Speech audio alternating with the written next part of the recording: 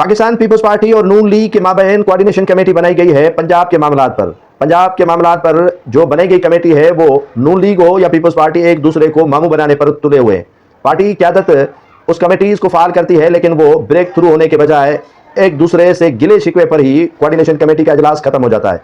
Peoples Party Bahawalpur division, Multan division, DG Khan और रावलपिंडी में peoples party के हारे हुए लोगों को या हारे हुए कैंडिडेट्स को करोड़ों रुपए के फंड्स के मुतालबात कर रही है, जिसे नून लीग मानने से इनकार कर रही है।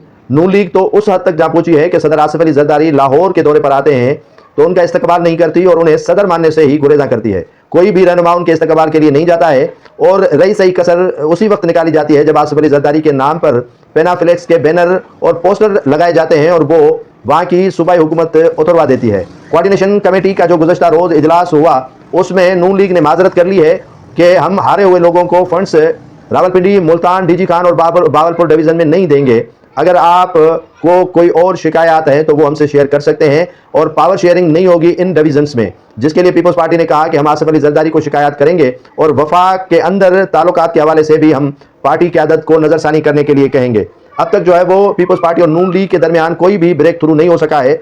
एक दूसरे के हवाले से इजलास होते हैं लेकिन वो बिना किसी नतीजे के ही ख़त्म हो जाते हैं।